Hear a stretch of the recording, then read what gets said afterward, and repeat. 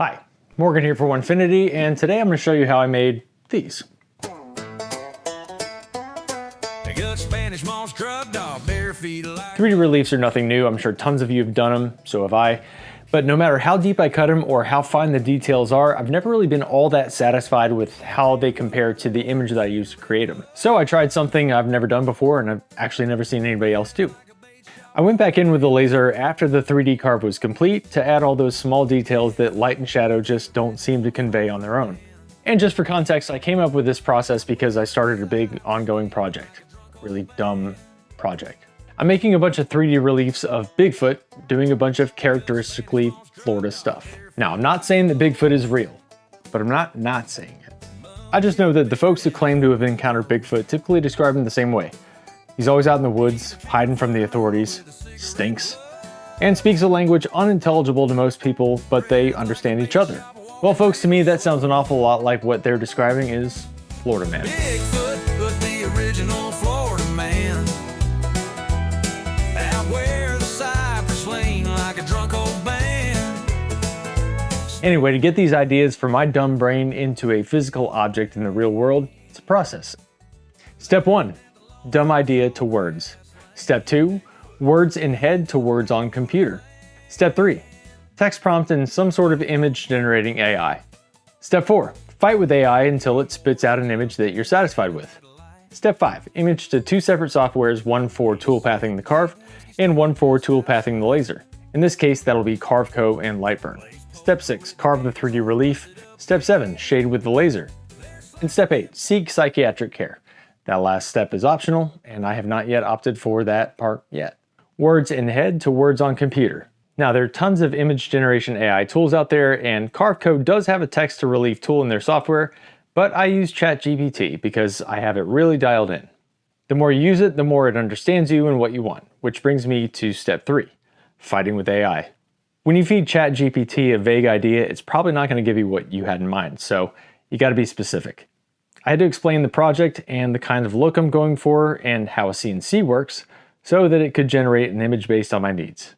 The first images it gave me were photorealistic, so I said to show me what it would look like if it were relief carving cut out of wood.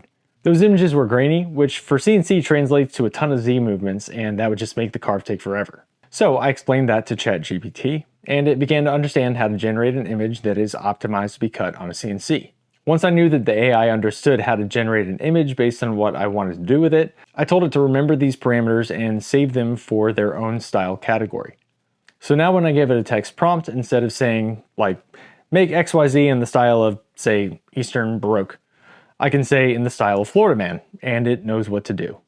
I found that the best type of image, or at least the one that I've had the most luck with for CarveCo's image to relief tool, is a high contrast grayscale image with little to no noise or grain, and smooth gradients from light to dark. Okay, now that we have an image that we like, let's get it into some software so that we can tell the machines what to do with it. We'll start with CarveCo to set up a 3D relief toolpath. When you open CarveCo, in the left panel here, you'll see a tab that says Generate with AI. So we'll open that and you'll see 2 options, text to relief and image to relief. We already have our image, so we'll select that option. From there, you'll upload the image, then click Generate Relief. In a few seconds, the model of your image will pop up and you can make adjustments to it using the slider bars on the left. You can adjust the depth of the relief and the amount of detail. You can always adjust the zero plane, but I never mess with that. And with this part, don't be afraid to decrease the depth of your model. I know it may look flat and like you're going to lose a lot of detail, but that's what the laser's for. We're exchanging physical depth, what we'd normally rely on to accentuate details, for details added by a secondary process, the laser.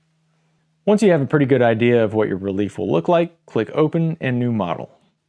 Then it'll just ask you to input your model size. Just make sure you've prepared material that size to cut your piece. Now you can just toolpath it like you would any normal 3D relief. Click on Toolpaths, then Machine Relief Toolpath.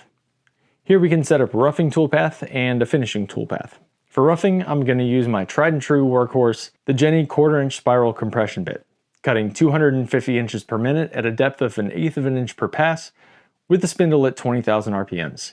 I did the finishing toolpath with a Bits and Bits 1/8 inch 7-degree tapered ball nose. Now, for highly detailed carves, you'd probably tend to want to use a 1/16 of an inch tapered ball nose, but those take more time, twice as long to be exact. The detail you're losing by going with an 1/8 inch bit, we're going to make up for with the laser. The carving's just to give it some depth and physical texture. All right, let's preview those toolpaths. Looks good. All right, and let's go ahead and save those to a thumb drive. Now we need to take that same image and bring it into Lightburn.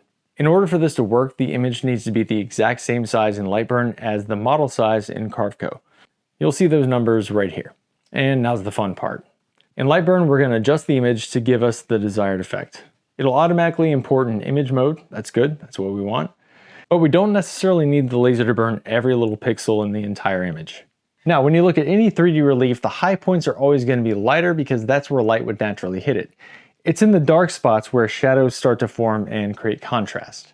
Here's where we're going to mimic the contrast that we'd expect to see from light alone by shading the low points with a laser. Right-click on the image and select Adjust Image. This will bring up a new window where you can see the side-by-side comparison of the original image on the left and the adjusted image on the right. Here you can select the image mode. I have Stucky selected, and you can adjust the contrast, brightness, and gamma. Just kind of play around with those slider bars until you get it looking the way you want. We're looking for high contrast here, meaning very light and very dark, not much gray in between. And we want smooth transitions from light to dark. Okay, now that we have our image looking just the way we want it, let's get our laser settings dialed in.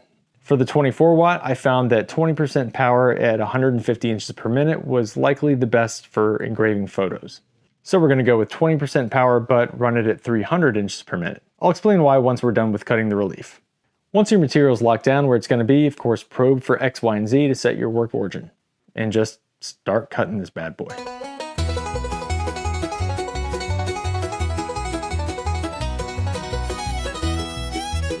Once the roughing toolpath is done, replace the bit with a tapered ball nose.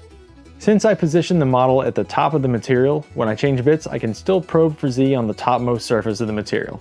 Okay, I'm gonna load the finishing toolpath now. Now this one's gonna take a little bit longer to load than the roughing toolpath just because there are so many lines of code. Just be patient, hold your horses.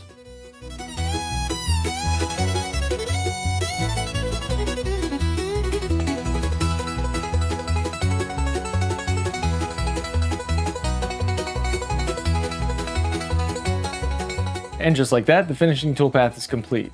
Now here's where it gets fun. This came out about as well as you could expect any 3D relief to come out. Good depth, nice finish. So let's mount the laser and get set up to burn.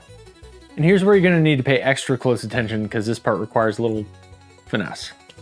When you mount the laser, obviously the laser head is offset from your work origin because the work origin was set to the center of the collet. So what I did was in the main screen, I went to the MDI tab here and I typed in M3 space S10. And that command turns the laser on at 1% power. That gives you a clear beam that's not really going to burn anything so that you can jog along the Y-axis to line the beam up with the corner of your material and reset your work origin to account for the laser's offset. It's very important that you take the time to get this as close as you possibly can to make sure that the shading you add lines up with what you actually carved. Once you get the beam lined up the best you can with the corner of the material, tap abort to turn it off, go to the jog tab in the main screen, and re-zero the Y-axis of your work origin. The next thing you'll need to do is re-zero your Z-axis. So here we're going to locate the highest point on your 3D carve, position the laser shroud about an 1/8 inch above that high point, and zero out the Z-axis. An 1/8 inch from the laser head is where the beam's focus is sharpest. But remember, the highest points in the 3D carve are visually supposed to be the lightest. It's deeper into the carve, further away from the laser head, that you'll start seeing shadows. That means the beam will be slightly out of focus where it's firing the most, and that's exactly what we want. We're not going for sharp lines here, we're going for subtle shading. So the slightly out of focus beam for the laser actually spreads the beam out just a little bit, which gives it the effect we want. Okay, now that I've beaten that horse to death, let's run the laser.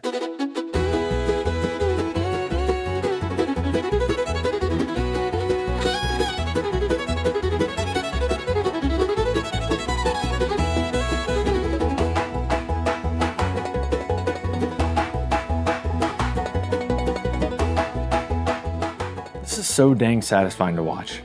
I truly enjoy seeing these things come together, from a dumb idea in my head to a physical thing in the real world that, to be honest, no one else is really going to understand or appreciate. At least not the way I do.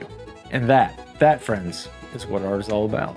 And once the laser's done doing its thing, I like to lightly sand it with a fine grit sanding pad just to remove any darkness from the high points and smooth out those transitions from dark to light. I'm using one of Surf Prep's 3x4 fine sanding pads. I actually don't know what the grit is, it doesn't say, but it's fine. And that's it. Obviously, I don't expect anybody to make anything even closely resembling one of these dumb Bigfoot carvings, but that should give you all the foundational knowledge that you need to execute your own dumb idea. So, let's see them. To help you get started, of course, I've uploaded the CarveCo and Lightburn files I used on the Onefinity user forum. And as always, if you're not already subscribed to the channel, please do, and like and share and comment and all that fun YouTube stuff. Thank you so much for watching. Y'all be good.